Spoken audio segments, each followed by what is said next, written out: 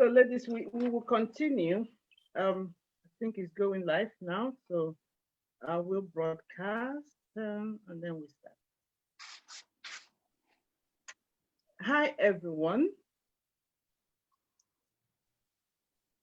Hi everyone and welcome to Divas of Color Fashion Conversation with some fabulous ladies who are all in fashion or in media and communication. And we also have a professional photographer here who will also be, you'll be hearing more from all of our speakers today on Divas of Color conversation, fashion conversation, focusing on mostly brand communication. So as we all know, fashion is one of the most delicate and fragile industries, as well as also one of the fastest moving markets in the world. At the moment, fashion industry is hitting over 1.4 trillion dollars. Taking the market share of global economy up to 1.4 trillion dollars, and above. It continues to go up and up. But unfortunately, most small brands, keep falling behind. And in fact, fashion industry has the highest number of business failures. People failing as quickly as they come in. So today our focus is on helping small businesses, small brands in focusing and putting their businesses in a way that they can communicate it and position themselves as well to be able to tap into this huge um, market. So welcome once again. My name is Faustina Anyanwu. I'm the co-founder of Divas of Color. I'm also the chief editor of C-Hub magazine. And today is my honor to be hosting this online webinar with all these fabulous ladies. So, and you'll be hearing from all of them one by one. But for now, I'll just do a mini introduction. We have Dennis Maxwell, who is an award-winning celebrity fashion, multifaceted photographer. She's, photographed a lot of well-known names, both brands and individuals. And then we have Regina. Regina is a sought after journalist and media consultant. She was or is the first Black woman to become the news director of the NBC TV in Upper Michigan, USA. She has also worked with the Fox TV and as well as C-SPAN. And now we have Data Sophia, who is a presenter with Vox Africa TV and also the presenter at the Ladies Lounge show on Vox Africa. And we have Sonia Grayson, who is a life coach as well as a lifestyle blogger. She's also a speaker and a fashion. She has been in fashion industry for a while and helping businesses to launch their brands. And who else? Yeah, Efwa. Efwa is the fashion director, creative and fashion director of Studio Maxi in DC, USA. Unfortunately, she's not yet here. We're hoping that she will be able to join us anytime soon. So everyone, welcome. And before we go into the questions for today, I will unmute people, everyone, all the presenters. So, but you can locally mute yourself so that it's easy for you to work when you need to speak. So I won't be doing this all the time. So I'm going to be starting with you, Dennis Maxwell. I would like you to, tell us a little bit more about yourself, apart from what I just said. You can tell us more so that our audience will know why they need to listen to you. Okay. Hello, everyone. So, as said, my name is Denise Maxwell. I am a full-time photographer, been self-employed for 10 years. I cover a range of different genres. One of the genres I cover that is obviously pertinent to today's question is fashion photography. So I shoot at London Fashion Week. I've shot various catwalks, including names that everybody would recognise, such as Moschino. I'm trying to think of all the names now. Now I can't remember any of the brands that I've shot, but lots of different fashion brands. My work has been featured in Vogue. My work has been featured on the BBC. I shoot fashion catalogues for various brands. So I have quite a bit of experience in fashion and how designers choose to kind of represent themselves and represent their brand, and how they market their brands to the people that they want to buy them. So yeah, that's kind of like me, kind of in a nutshell, in regards to fashion. I do other types of photography as well, and I know that we also will be talking to some media specialists, and some of my work also involves press and photojournalism as well. So you know, I've got quite a lot of knowledge kind of wrapped up in this little package. It's wonderful to hear you, and it's also my pleasure to have you here, um, Denise. So I'll be, who is there? Sonia. Hi. Yes, so many moons ago, I started working in the fashion industry. This is in the 80s I started. So I was working when I first left school and college. I ended up working for a textile manufacturer and an importer. They were called merchant, a textile merchant. And then from there, I've always had a love for fashion, watching my aunts and grandmother and so forth on the old Singer sewing machines, you know, making clothes or getting clothes made by the local seamstress as well. I always had a really a love for fashion, and as I got older, I realized that fashion is really it's a depiction of your personality. So much can be said about you in terms of what you wear. You can use fashion to depict what mood you're in, how you're feeling, etc., etc. So from there, I started working, as I said, for a textile merchandiser, and that was really interesting. That was from seeing how textiles were designed, how they were created. A lot of the textiles came from Japan and overseas. So it was really learning about that whole process. And then from there, I worked for a fashion house, and they used to have huge customers like Topshop and Burton and gosh, Chelsea Girl, all these brands from back in the sort of 80s. And when I was there, I really learned a lot about the whole fashion industry and marketing, and how it worked, from the design, to the cutting room, to the factory, to the sample, to meeting with buyers. So that really was a highlight for me as well.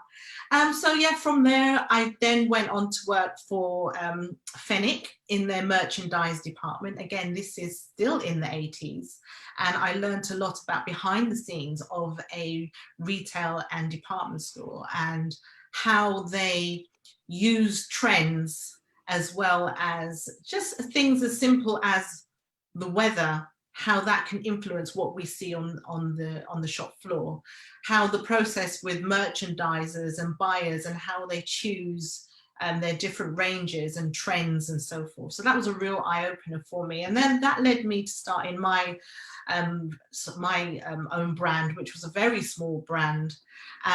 But I had, as I said, I had a passion for fashion. I wasn't a designer, so I had a designer help me, and yeah, it was good. It was good while it lasted, and I think it was one of those experiences in my life that I would, never forget. So now in my blog, I infuse fashion. And what I'd like to see more of as a woman is more fashion dedicated to the woman who's over 50, like myself.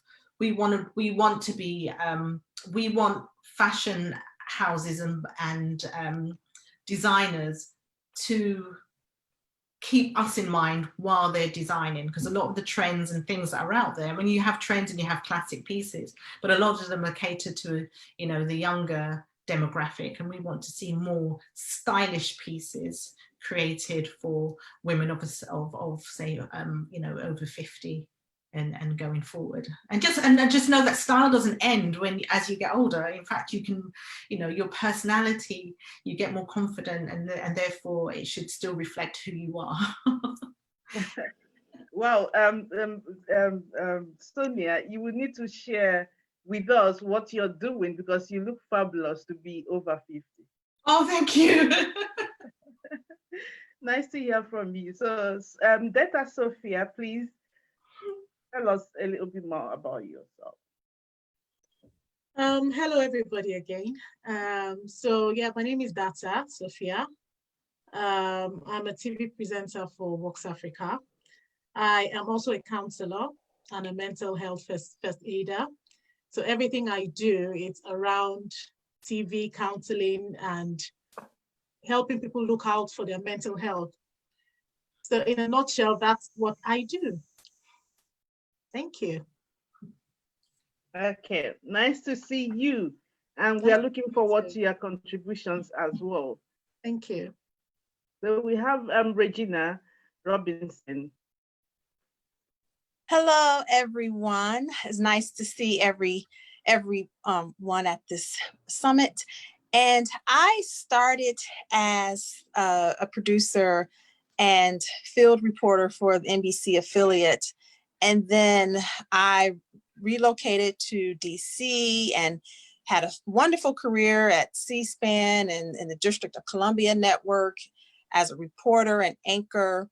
And then, as you already mentioned, I became the news director for the NBC affiliate, as well as the Fox station at the same time. And what I learned during my media experience is that people always commented on my clothing. My clothing told a story, and just the artistry of fashion is storytelling. So then I created fabulous fashion franchise for NBC and Foxy fashion for the Fox station. And I was able to connect with women all around the world through fashion. And so I realized from that experience that fashion tells a story and stories connect us. And I find that very rewarding and very exciting. And then I moved to LA. So I'm in LA, I'm in Hollywood, and I received the same comments. And I was thinking, if I'm moving to LA and people already in LA know about fashion. But once again, I saw the same trends that people may not understand how much fashion can tell a story just about your personality, about your style, how you're feeling. And so I took all the information and I started writing about it. And then also I'm involved in pageantry. I won 4 beauty crowns, including an international crown. And it was the same feedback from women all around the world that fashion tells stories and we connect with each other in that way. And so that is probably one of the things that I would say to those who are watching, that just to remember that fashion tells a story about us, about you, about everyone.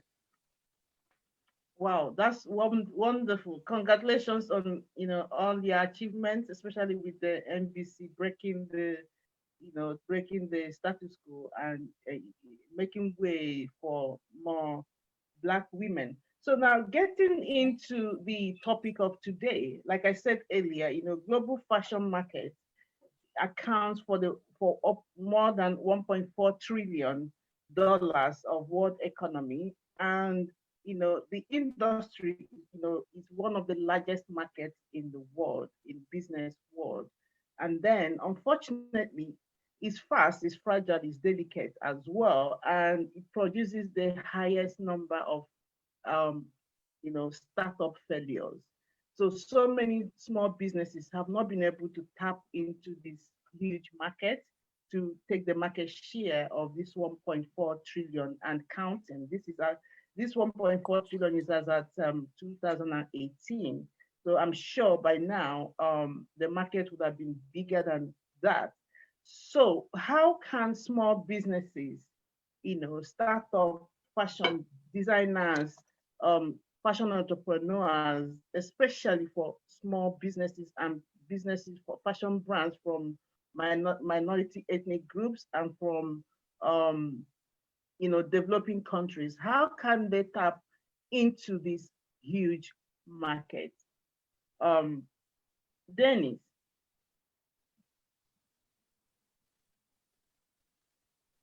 I think one of the key things for me as a photographer is the front window that these businesses put out.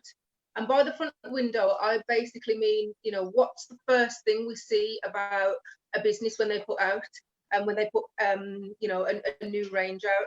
I find that with a lot of small fashion brands, they are lacking when it comes to their imagery, their video and their photos. And that is such a huge thing for a service that is based on how something looks. So you may have somebody that will make absolutely amazing pieces, and these pieces are innovative and they're exciting and they're beautiful and they're vibrant and they're cut beautifully. If they don't then invest in their photography and their video, then it's all a waste, because especially as so many of us now shop online, what we see online is what we're buying into. So I would say to businesses that is something they definitely have to invest in, when they are putting out a new brand, when they are putting out a new product or a new range. And that also extends to their website, their Instagram, all these things that are the shop window for your clients wanting to purchase that particular piece. All of those things have to be very visually appealing. I have a lot of people that are starting a small fashion brand, and they will say to me something along the lines of, "Oh yes, but we haven't got huge budgets to invest in thousands of pounds of photography." And it doesn't necessarily have to be something that costs thousands and thousands of pounds to be visually appealing and to look professional, but it is something that you do still have to invest in. It's just one of those things that you have to do in business if you want your business to stand up against some of these other brands. And there are so many different types of ways that people can kind of shoot their clothes that is interesting and that will still appeal to the people buying them. So if you look at the whole kind of trend with things like Boohoo and Pretty Little Thing, etc., where they're doing a lot of kind of lifestyle shoots rather than shoots in studios, etc., then those are all options for new business brands as well. But like I said, the main thing is that they have them professionally shot. I can't kind of stress it enough to new businesses. And then also I'd give the same kind of advice when they are sending out their lookbooks to buyers as well. Again, the lookbooks have to be professionally shot. If you're presenting yourself as a professional business and you're wanting people to buy your products as a professional, then that's the image you have to present. So like I say, just to kind of wrap that up, I just kind of reiterate to businesses they have to invest in their imagery, both their photography and their video. It's something you have to invest in to be able to compete in this market. Thank you, Dennis. Sonia, you've had a question. What can you say to small businesses in terms of communicating their brand? I think it's picking up from what Denise was saying and what Regina was saying earlier. I think it's about your identifying your brand, as an entity that has a story. Clothing, fashion is a way of believe it or not, fashion is a way of helping people. Fashion can lift your spirits. If you see a nice piece, you see yourself in it, you imagine yourself being a particular place in it, it conjures up a feeling. It's not just an object in terms of a garment, it's that lifestyle, as Denise was saying. And I think it's really important as a brand, you know what your brand story is. You can't just say that you're just making clothes. You're making clothes for a particular person. You know, you have to have your sort of brand, your perfect, your brand, your customer avatar, that's the term. Your customer avatar. It's who is it you're marketing to? Why would they buy from you? What is this? What is it that they're looking for in a piece? How do they want to feel? I think that's really important. How are you trying to make people feel when they're wearing the clothes that you are making? You know, and what problem are you trying to solve? So some people are looking for items of clothing, what they can wear to work, what can look professional, what they can wear to brunch. You know, you have to know the type of person you're marketing to, their lifestyle, and how they will be wearing the clothes. How do they want to feel when they're wearing the clothes, and what story will you be helping them with? And I suppose every person, no matter what it is you're looking for, whatever service or item that you're looking for, you're always trying to alleviate a problem of some description. So it's about knowing who your target audience is, where do you find them, what are they looking for, what problems are they trying to solve, and how do they want to feel. We can't forget that feeling. That feeling is really key, I think, anyway. Yeah, you know, it's about what you're trying to conjure up, you know, when somebody's wearing that piece. Yeah, how do they want to feel? Do they want to feel, you know, stylish? Do they want to feel valued? Do they want, you know, if they're going into a meeting and they're going to be wearing your piece, is it, you know, is it something that's going to tell the room when they walk into that room about who they are? Yeah. That's wonderful. I would like Data Sophia to pick up from what you just said. Data. Yes, thank you, Faustina. So yeah, that's exactly what I'm going to do, to pick up from Sonia. So after you have known what your brand is, and you're, you know, working towards catering to a particular group of people or a particular market, I would say don't be afraid of putting yourself out there. Yeah. So with startups, it's okay to be excited about, you know, what you're doing and what you're building. It's new, it's fresh. You have in mind your targets, but if you don't put it out there, it'll not make any progress. So one very important thing is knowing how to put it out there. Thank God for social media. Thank God for people like Denise, who will put the lovely pictures out, and, you know, but with putting yourself out there, you really have to go all out, because you want to be in the faces of the people who you want to reach. So every avenue, any avenue, take advantage of it. As a startup, you want people to know you. You want to become so don't be afraid of putting yourself out there. And if it's something that by any chance or by any means you would struggle with, get help. There's always help with, you know, there are always professionals to put us through these things. Don't work in isolation, you know, look at what partners are doing, what your colleagues are doing, how they got there, and, you know, follow suit. So that's what I will add. Thank you, Data. And I'll be calling on Regina to, you know, pick up from what the two people have just said, from Data and Sonia. Well, yes, and I just want to focus on storytelling, because as it was already mentioned, fashion can reveal how you feel about yourself.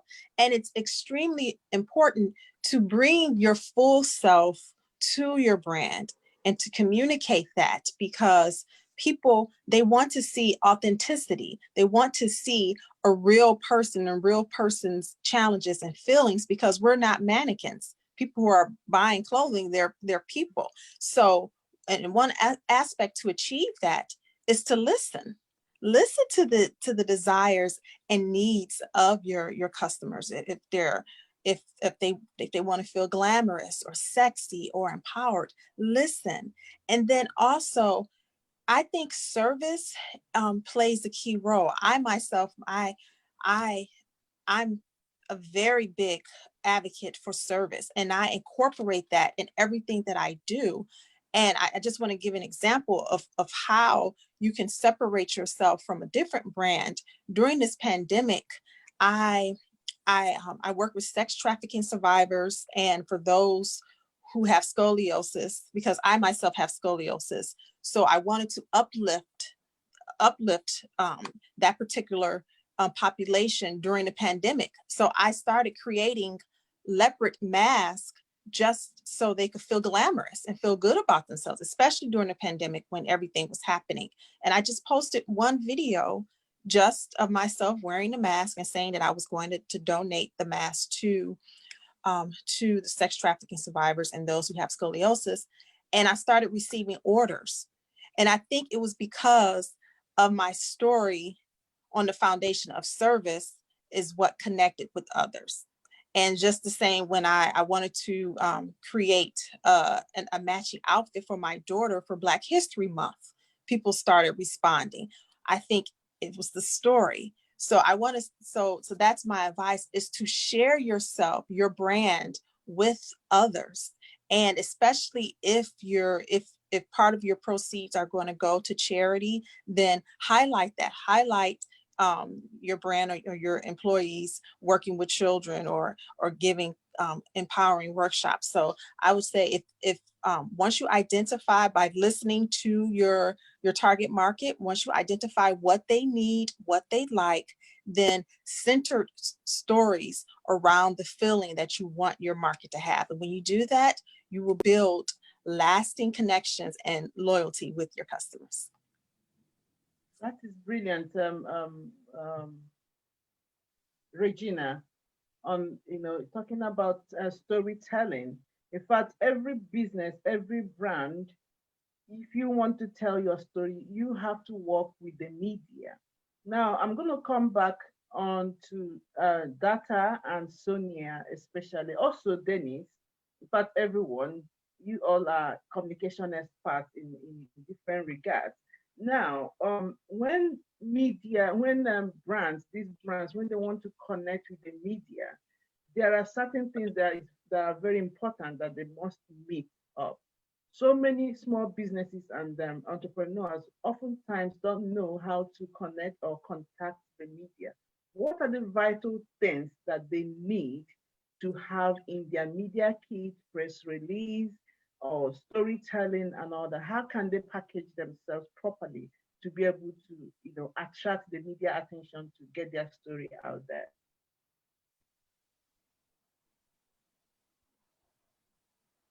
Yeah, Dennis.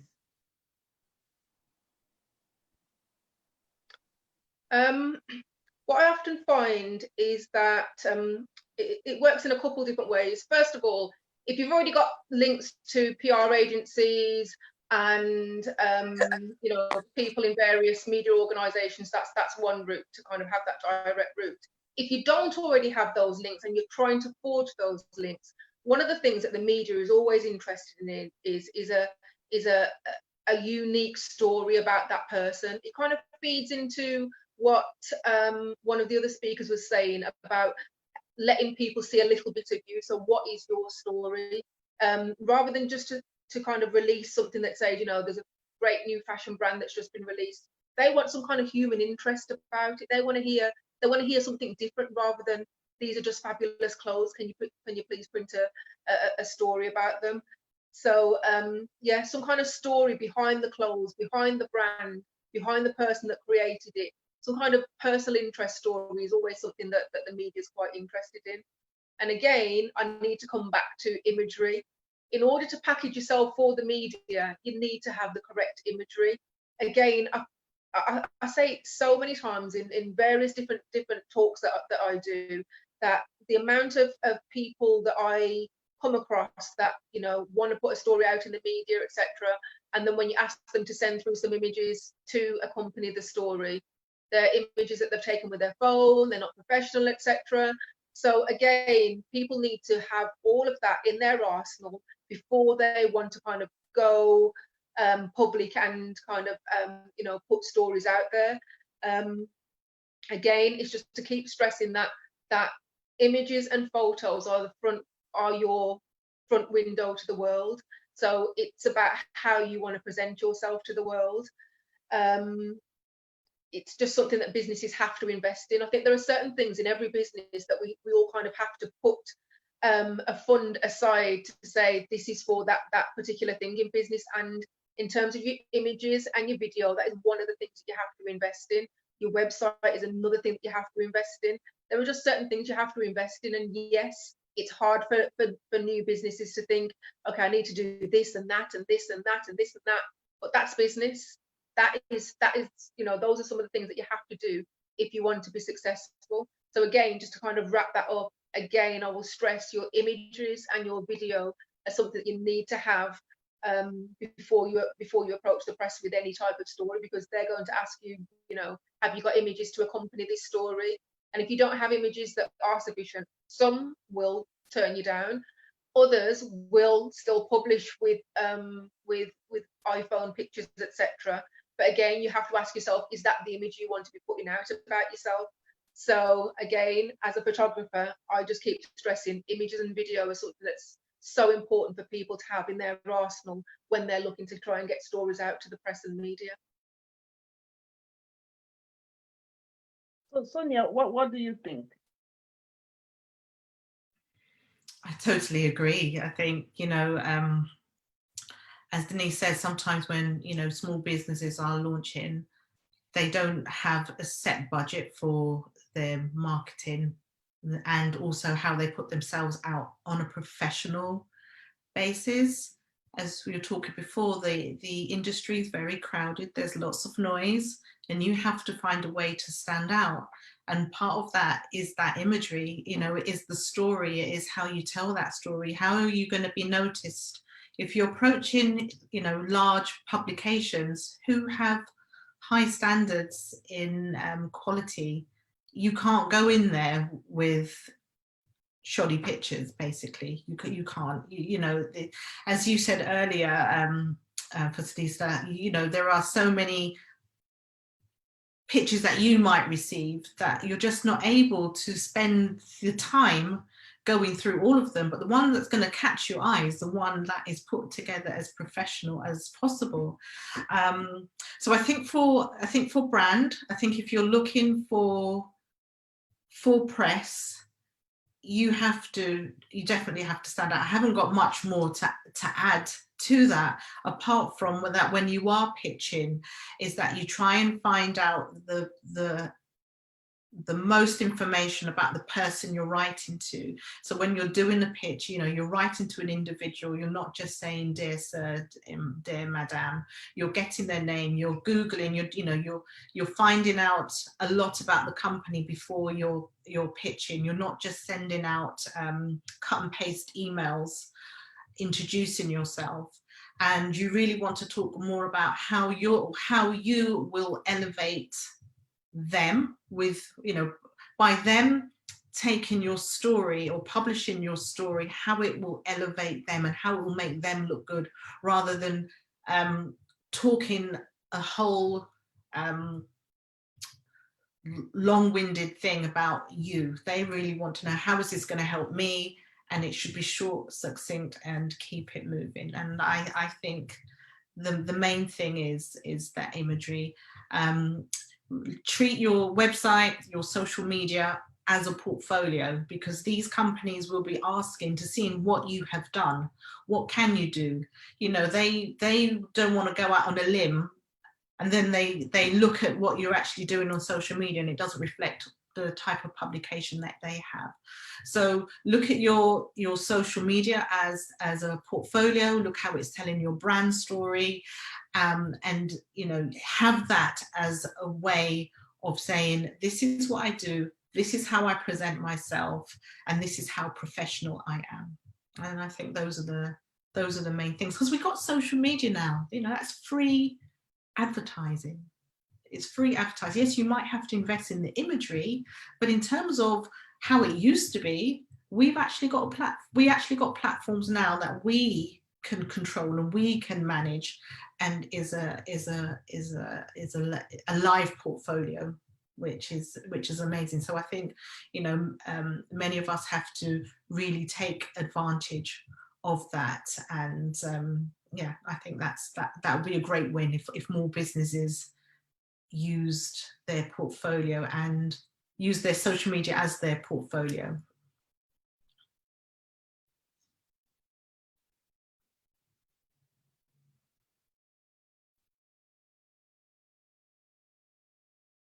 Can I just add to that as well, in terms of what Sonia just said about using your social media as a portfolio? Because one of the things that I have noticed with some small businesses as well is they may have their Instagram may be amazing and on point, and you know, the imagery is good on their Instagram, but then you'll go to their LinkedIn and it will say director of such and such, and they've got a selfie picture in a car kind of thing. So it's across all of, you know, everything that you have online. Just as Sonia was saying, it's everything that you have online. How are you presenting yourself? And yes, it is investment, but it is worthwhile investment, because this is, you know, all of these platforms, as Sonia said, will be where media professionals are looking to do research about you, about your brand, about your portfolio, etc. So all of those front windows have to look professional.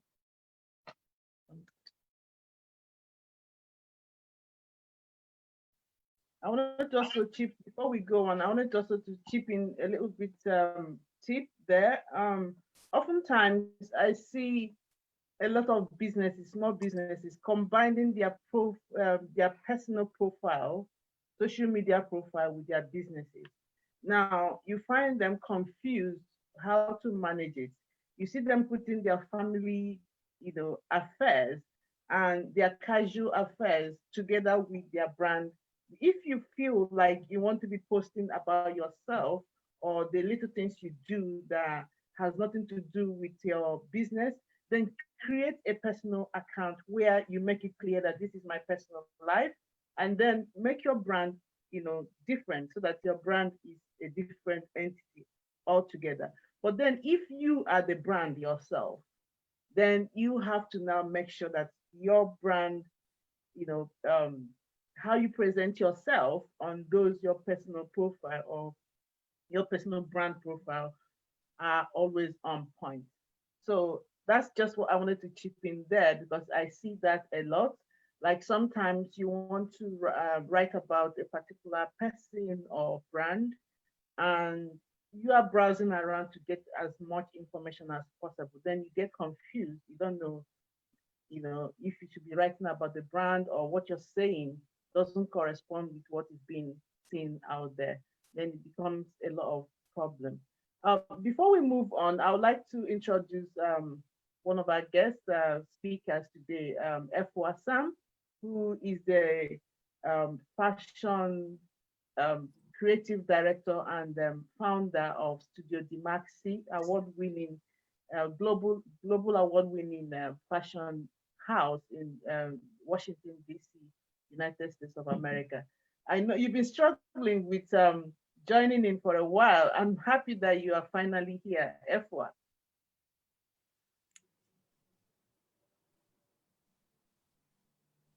Yeah. Say Yeah, something. technical difficulty.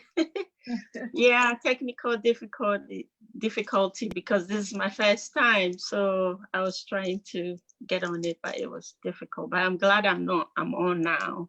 Hi, Yeah. everyone. Welcome. So Thank you. we've been discussing about starting up and small businesses, you know, how they can tap into the huge market of fashion. to to be able to share in the huge um, share of the fashion market. So Mhm. for you, you've been in the industry for a while. In fact, you've achieved a lot. You have both accolades and your brand. You've been designing for people like what's her name? I just forgot. I just had the brain freeze.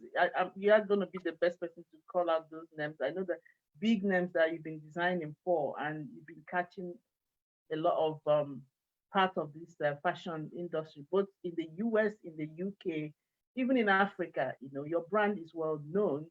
So how Thank have you. you been able to do it? That's what we are talking about. What are the things you've been doing that makes your brand to stand out? Um, well, I should say that, as a fashion designer, you always want to be unique, and you always have to have a story behind what you're doing. And for me, no matter how I go up or I become successful, one thing I always know that I have to give people the value that they're looking for. Value. It's not only about the money or how high you go, but you always have to give people the value of what you're doing in terms of, people patronizing your work. So I often think about, even though the person is giving me money, what value am I adding to that? So I always want to put something out there that gives you more than just the dress, right? It also gives you a feeling of beauty, not only from the outside, but from the inside. Okay. Thank you so much. There's a question. I think that question is better for Efwa and Regina. So just stand by. The question says from Susan Lee. She says, what recommendations do you have for someone who aspires to create a fashion boutique online but is not a designer? Efwa. Say the question again. Okay. She says, what recommendations do you have for someone who aspires to create a fashion boutique online but is not a designer? What advice? If you're not a designer, what do you mean by you're not a designer? Because we have different kinds of, people who are artistic people who want to get into the designing world. So two things is, if you're not a designer, at least you have something about creativity. So it's either you could draw, but you can sew, right? So that's why I'm asking about that, because if you can draw, but you can sew, you just have to look for somebody who will help you bring your design into life. I've done that so many times for people who are very artistic, but are not able to sit behind the machine and sew. So they draw their designs and send it to me, and I put it together. So if you're not a designer, but you are a creative person, you can always draw what you want the world to see, or your clients or anybody you're designing for, and then you send it to somebody who can actually bring that design into life.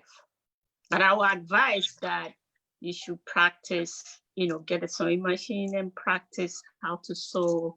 You can start from scratch and gradually you can pick up, or you can find a mentor or somebody who can teach you how to sew or give you advice in terms of what to do step by step in order to be able to start doing your own.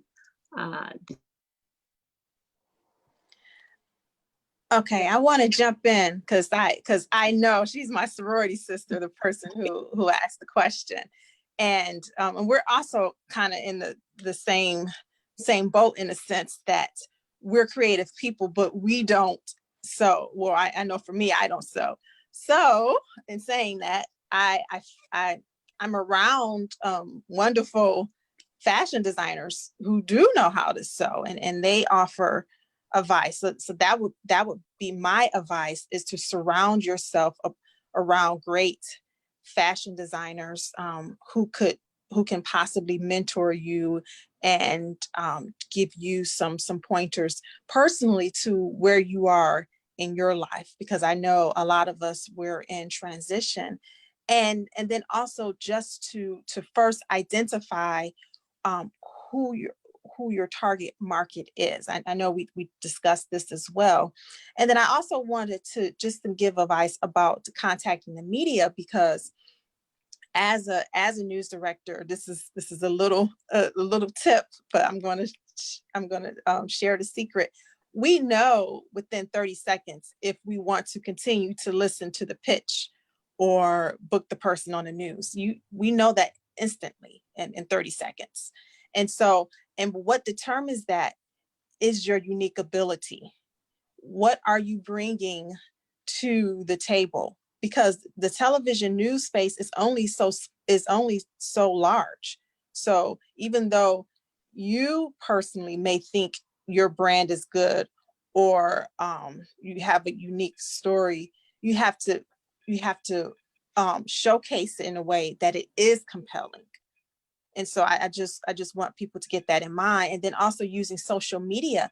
If you're very active in social media and you're bringing your full self and you're getting a lot of traction on social media, the traditional media, meaning television, broadcast, and radio, they will come to you.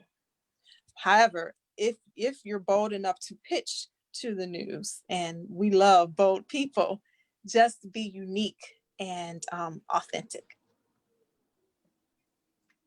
Oh, thank you, Regina, on that. Sophia, Data Sophia, I think you might have something to say. And after you, in fact, everybody will need to say something on this.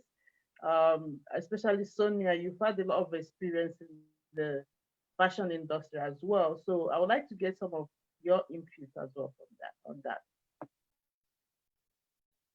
So thank you, Faustina. So yeah, social media is very big. So it can't be overemphasized. That's the generation we're living in now, and that's what they're using now. So you have to use it to the teeth in whichever way you can. And I'll bring it down to very small scale. I don't know who's listening and who this can help. So for someone like me, when we started Ladies Lounge TV show on Vox Africa about 3-4 years ago, we had small fashion brands come with their clothes to dress us up. And that went a long way. So you have to be willing to spend money to get what you're looking for sometimes. Be able to make, look at what you want and tailor something to fit that thing, if you know what I mean. In this case, we were looked at ladies who were just having a conversation on TV, look at them individually and say, okay, this person's style is like this and that one is like that, and just make clothes and bring to them. And when we take pictures, obviously there's a mention, and I can't tell you how much that mention does, but it does a lot. So referrals are amazing. When you're doing your fashion designing and getting your pieces out there, remember that, this person you're serving can refer you, and that referral can bring other referrals. So that's a good bringing it back home, I would say. Yeah. Thank you for that, Data Sophia. And adding to what you just said, I've found a lot of times where very small businesses and brands want to get on the media. They want to get as much promotion as possible, and they find it so hard to, to offer to dress the editor or the media personalities that they want to promote their businesses.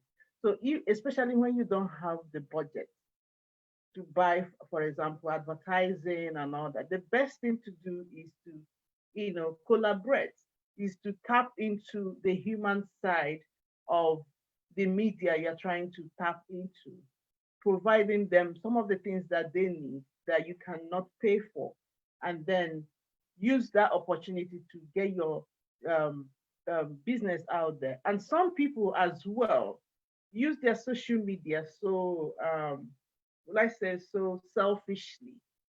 You know, whenever you're promoted anywhere or something is written about you anywhere, it's your job to laud that thing.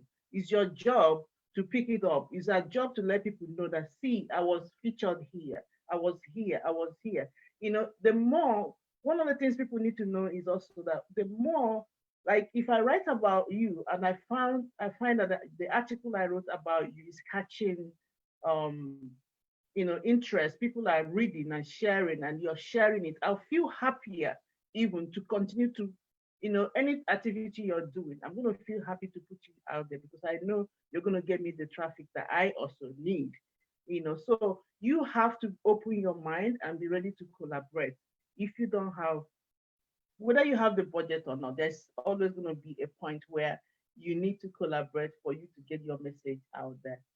So thank you from Data Sophia.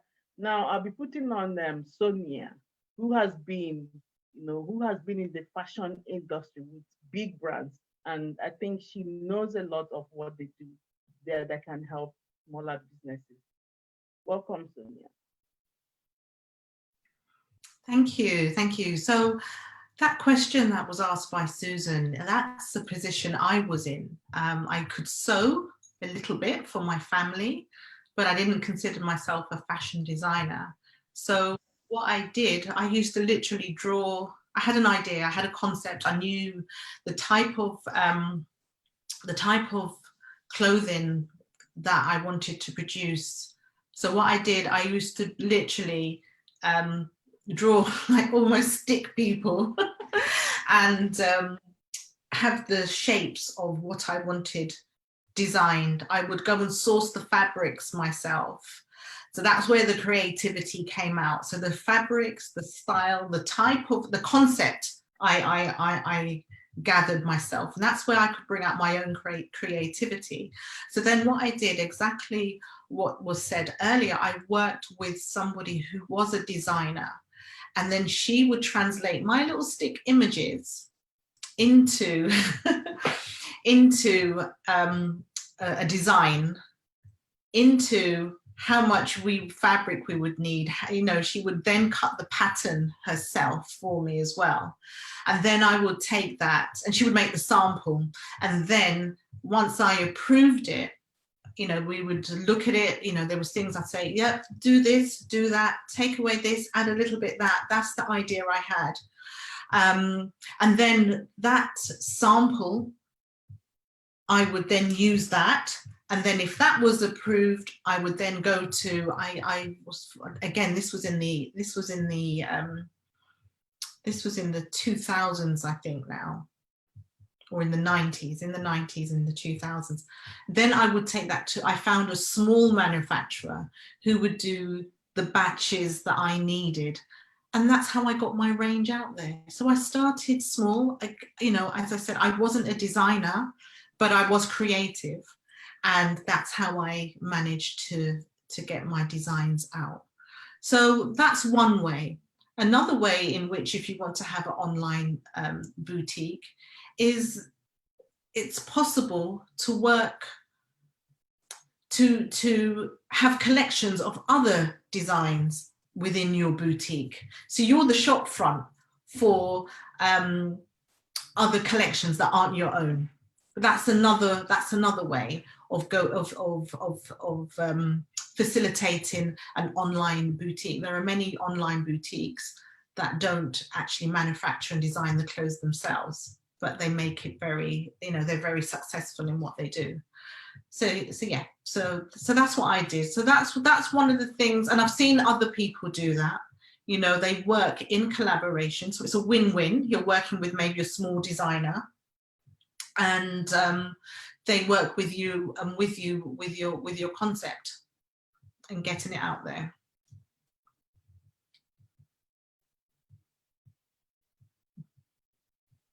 Okay, thank you, Sonia. Dennis, I don't know if you have something to add to what has been said on this. Yeah, I just wanted to add a little point again about marketing and PR. I think it's really easy for us to kind of buy into the idea that marketing or contacting the media or getting your brand out there means newspapers, televisions, and magazines. And as a few people have already picked up on, you know, I don't think we should underestimate the power of social media. When we're shooting fashion weeks, a lot of the massive brands that, you know, are huge multi-million-pound houses, as well as having their professional photographers in the pit, they will also have their social media manager in the pit as well. And then they will also have their blogger in the front row as well. So the reason they do that is that how instant social media is. So in terms of their blogger, blogging the catwalk, and their social media manager doing a live on the catwalk, I just don't think we should underestimate how big social media is. So if it's good enough for these huge brands, smaller brands have to also get in, you know, get on board with the fact that social media is so important. A lot of bigger brands will use influencers and bloggers that have thousands and thousands of followers. But I've also seen a lot of smaller brands use people that wouldn't normally class themselves as influencers, but yet have a big following as their own kind of up and coming bloggers.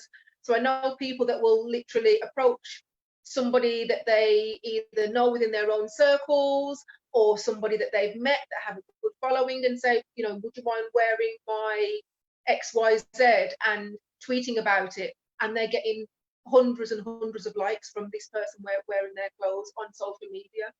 So like I said, it was just a small point to kind of let smaller brands know that it doesn't have to be about, oh, I need to get in front of the BBC, I need to get in front of Vogue, etc. There are many other ways in which to kind of market and advertise themselves, whether you're a boutique or a designer. It doesn't have to be, I need to get in front of these established newspapers and magazines.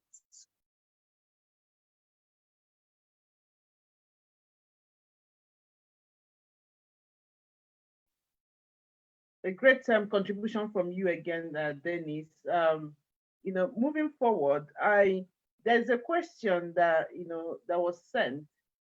Somebody not here was emailed before the show saying, you know, there's always a say that every publicity is a good publicity. Do you agree or disagree with that? And how? What? Could you say that again, please? People usually say every publicity is a good publicity. For somebody who wants to build a brand, is that true? Is that do you agree or disagree? And this question is for everyone, but I will start with Dennis again, so that, you know, pick up. I disagree with that. Not all publicity in any form is good publicity. The last person I heard say that was a PR manager called Max Clifford, and we know where Max Clifford is now. So I wouldn't say all publicity is good publicity. I would say that if you have a certain brand, that you do want certain people wearing that brand, and you may not want certain other people promoting that brand. I would say that you know, there may be certain events that you want affiliated to your brand, and other events that you don't want affiliated to your brand. You know, across the board, whether we're talking about fashion or anything, just being in the press for the sake of being in the press and media for any reason is never just enough. It has to be a reason that is affiliated to your brand, your values, your look, your style, your clients, etc. Sophie, Dr. Sophia, you wanted to jump on that. Well, yeah, I was going to say no. Every publicity is not good publicity. I mean, if you know you don't want to put something out there, and it finds its way out there, especially if it wasn't supposed to be out there, you don't want it to be out there. So how can every publicity be a good publicity?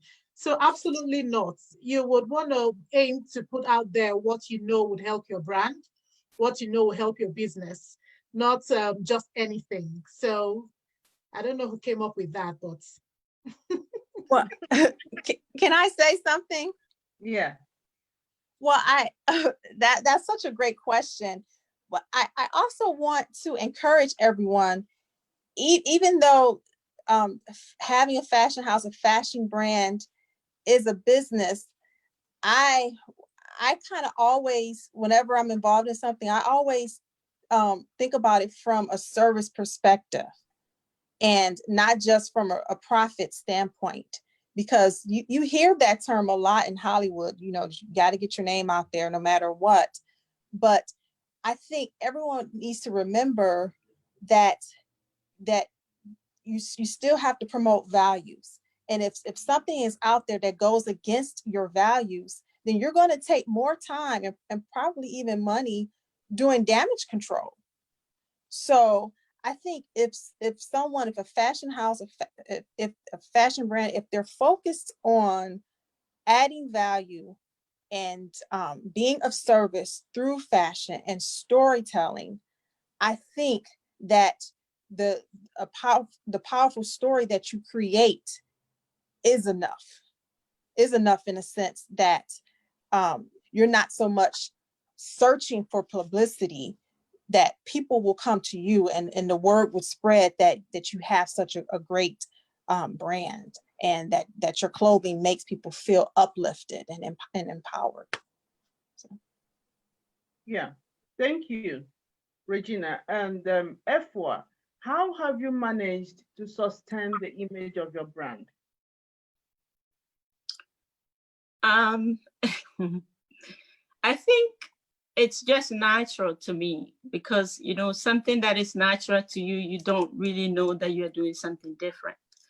But I've always had positive attitude towards everything, especially what I put out there in terms of my design. And like all of you are saying, not all publicity is good publicity, because whatever you put out there is you, whether it's your brand or something that you made or something, whatever you put out there is you. So you have to make sure that you put a positive output to it. So for me, what I've been able to sustain my brand is mostly service, because I've always attached service to my work. And I feel like most people, especially, the young people, don't understand what service means. It's not necessarily that you're doing it because you don't want to make money. You still want to make money, but you have to have the mindset of service or giving, because to become a master, you always have to be a servant first. So that's the way of doing it in terms of your talent or your brand or anything you put out there. Okay. Sonia, do you have something else to say on that?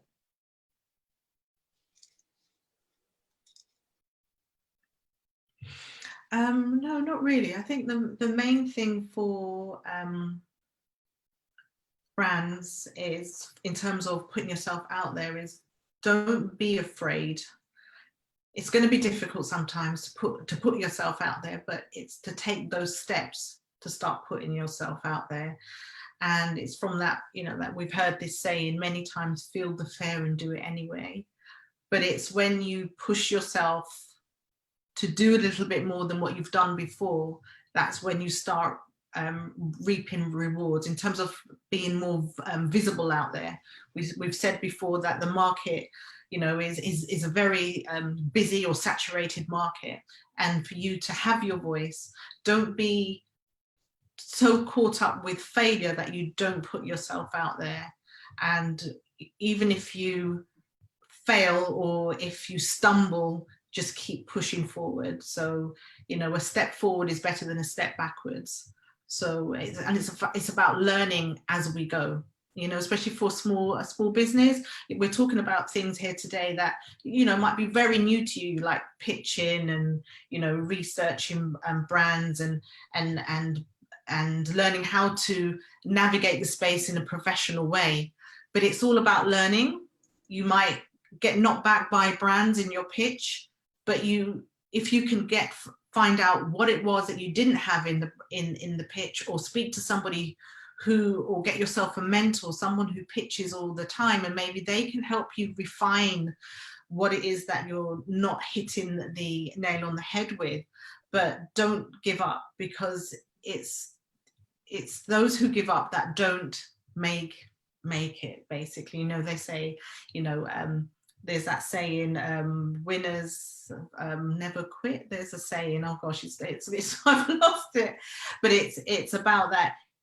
If you don't do, you won't win, basically. You know, you're gonna fail. We've all failed, we've all stumbled, but it's finding the lesson in each scenario, rather than saying, oh, actually, I'm not going to do it because I'm scared and I'm fearful. And we all face that every single day. There is always some element of fear in what we do. It's not necessarily just jumping off a cliff. It could be picking up the phone to make a call to a brand, or to a press person, or to write that email, or to get that pitch done. It's always something is always new until you've done it, you know. So it's all about that learning experience, that learning curve. You guys, everybody, you have done, you know, exceedingly very well, putting out a lot of points and nuggets for people to pick up from. But before we go, I would like you all to summarize, you know, using the kind of pointer, at least 3 points that you want to highlight for people to take home with them. I'll start with Regina, please. Regina, what 3 points that you're going to wrap up with?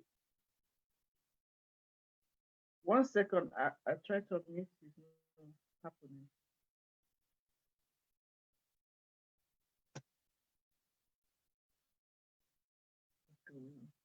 Okay.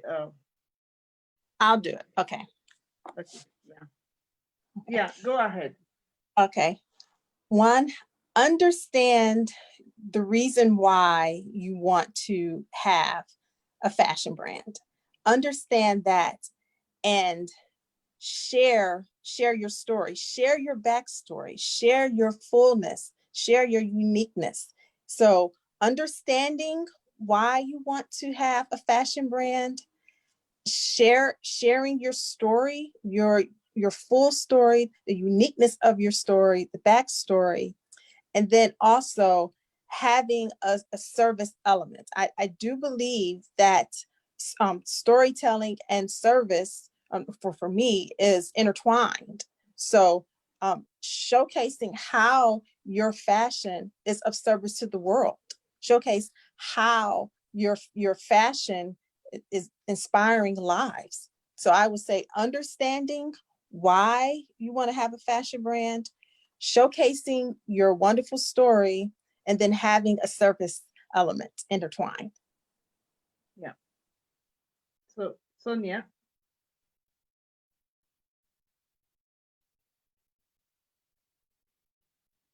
One second, you're still muted. Okay. Yeah. Yeah, just piggybacking off what Regina just said. I think that's important. I want you to make it a pointer so that it's easy to grasp. Sorry? I want you to make your points, like, you know, put it in a pointer, 1, 2, so that people can grasp it quickly. Yeah. So be unique. Have a plan. And get support.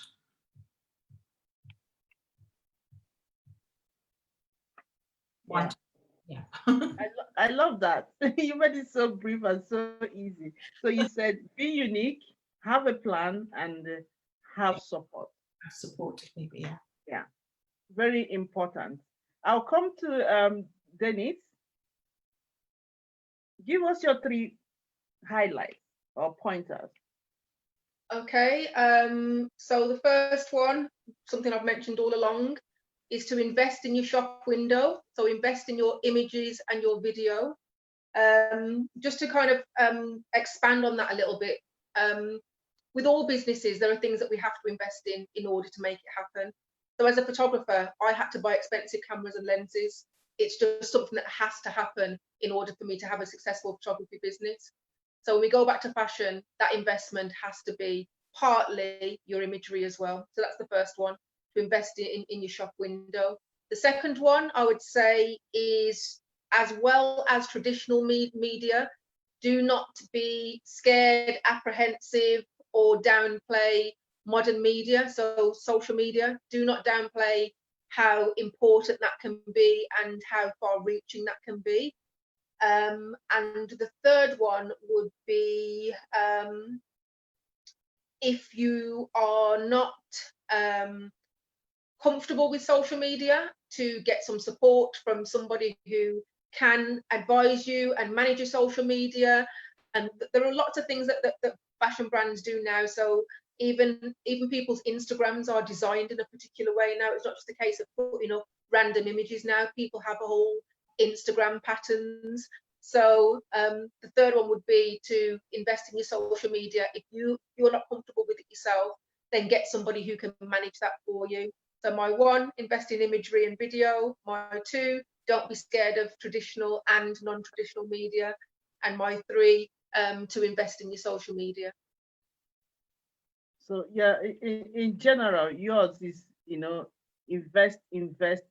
Make sure your budget is going, where it should be. Put your money where your mouth is. It has to be. With every single business, there has to be areas that you have to invest in. That's with any business under the sun. There are some areas that you can scrimp on, and there's some areas that you can't scrimp on. And if you're showing something that people need to be able to see and to visualize, then you need to show it in its best light. Yeah. So now I come to you, Sophia. Data Sophia.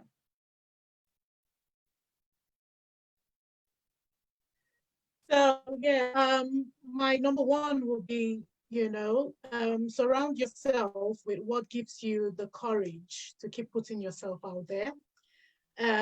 Sometimes when you start, it could go anyway, and it's easy to get discouraged. And I know our focus is on, startups today. So surround yourself with, the kind of people who will spur you on. Look after yourself. This is a point still in the first one. Look after yourself, because you need to be, your mental health needs to be in a good place to do anything about anything. So look after yourself, look after your mental health, make sure you are top notch to be able to pursue your dreams. And the second point will be consistency. So be consistent regardless. There are times where you put your work out there and you don't get the response that you want, but keep at it, be consistent.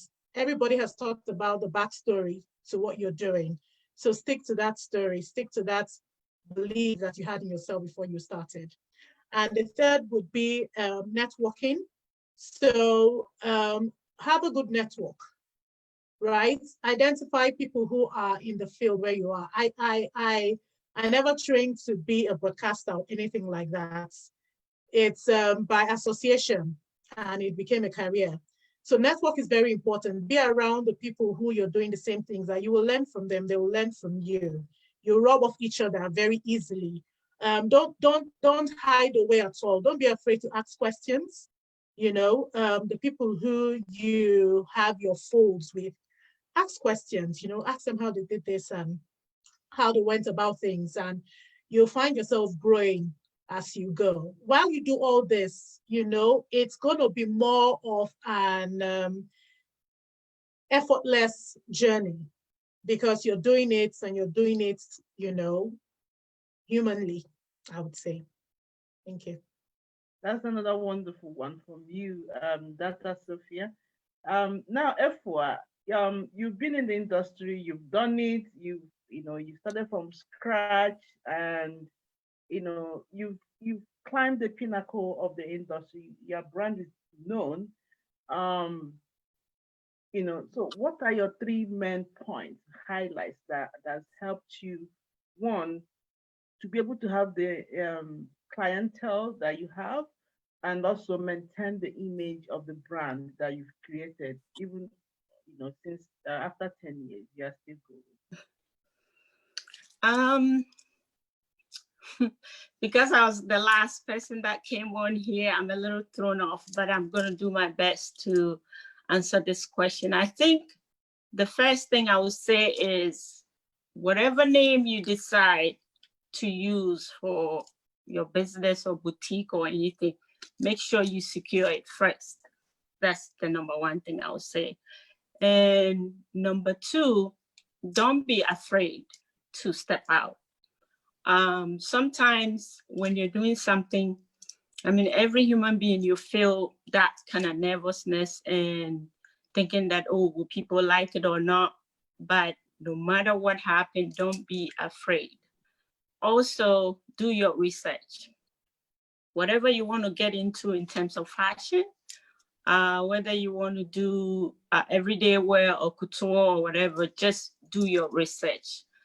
And also try and learn your craft. Read a lot about the business you're going to get into, and whatever you want to take up, like let's say if you want to do mostly African print designs or any other designs of fabric you want to use, do all those research. I think is very important because that will help you to be your unique self or whatever you're trying to put out there. And also be inspired, but be unique. You know, be inspired. You can be inspired from so many things, but you have to make sure you're unique to yourself and what you're trying to put out there. Also, remember to add value to what you're doing. Value in the sense that you think about the money, it's important, but the value you're adding is to make the person who is getting your design or your product feel like, make it usable more, you know, like they can use this thing for so many things, not like just one type of, you know what I mean? Like, let's say if it's a top or whatever you're putting out there, it should be useful more than one time or twice, or so that they see the value of. And lastly, always add service to what you're doing. Be passionate about something, whether your community or anything that your heart tells you that this is how what I feel and this is what I want to give back to my community is very, very important. And also have a mentor. It's very important. Have a mentor, somebody that you can talk to when you're down or up or when you have ideas. You know, it's very important to have a mentor. It doesn't matter how old you are or how good you are. Mentoring is very important. Now, you said something about secure your name. Could you expand on that? Securing your name, like, you know, there's so many names out there, and before you put it on your brand, you have to check if somebody has already taken it, or if the spelling or whatever you're trying, you understand what I'm saying? Because if you don't do that, you might start putting your product out there with that name, and later on you find out, oh, somebody already have it, or it's already registered in somebody's name or somebody. So you really have to do that, and also look at the legal part of the whole thing in terms of, you know, being registered as a business, or the name and the domain name if nobody has taken it. That's what I mean by secure your name before you put it out there, because somebody might take it after you put it out there that you haven't even, you know, you don't know, and then when you realize that, it will be too late. So do all those background work to make sure that you're secured from that point, and then when you come out, you know that everything is okay from that point of view. Thank you so much. You all fabulous. Okay, yeah, Susan is saying trademark is key. Yeah, you just added to what you said, Efwa. So thank you so much, everyone, for your time, your expertise, and your contributions. I think, and I believe. Okay, Denise wants to say something. Okay. Yeah, I'm a photographer, so I always do this on Zooms. Can I get a selfie with everybody before everyone goes? I'm a photographer, sorry. I'm going to do a screenshot. Everybody smile.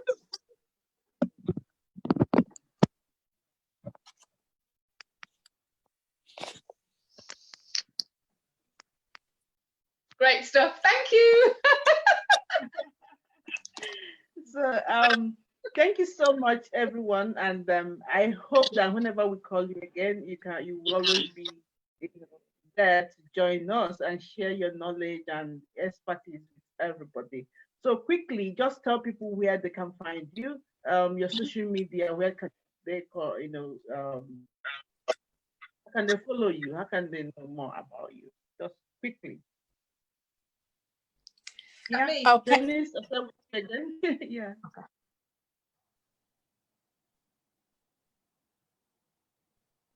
Yeah. Who- Then Is that me?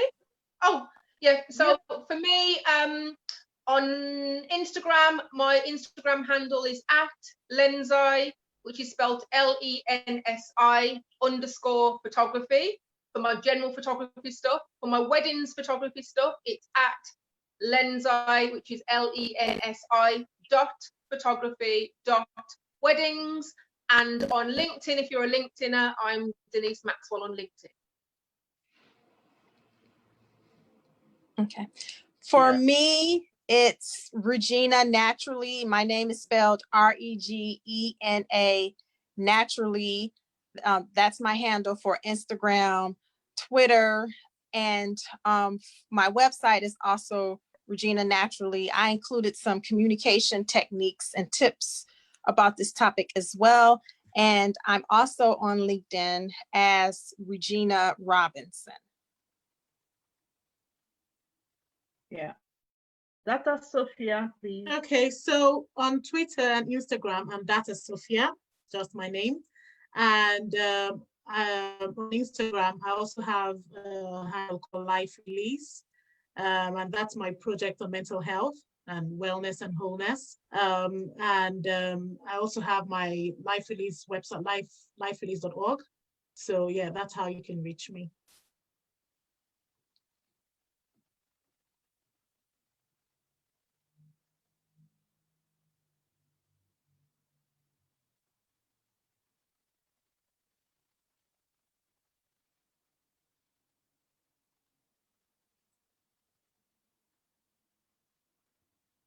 Oh, I think Faustina's disappeared. Oh, yes. Oh, somebody else, would you like to host? Well, I do want to say one more thing for Oh my my God, what nonprofit, happened?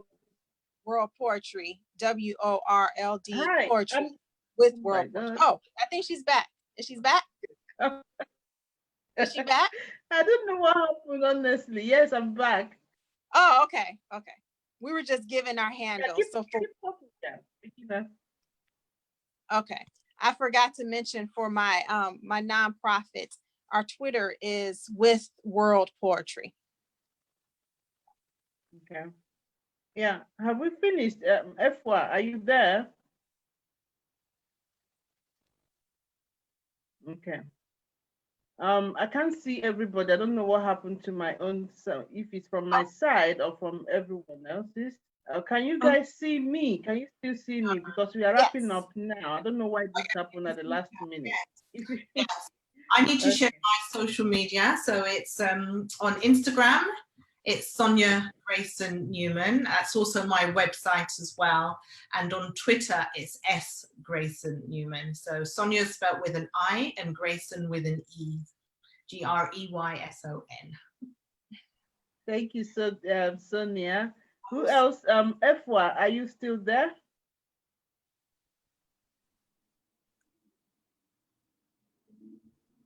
A lot of issues. Okay, so you can find me on Instagram, Instagram, Twitter, Facebook at DMaxi.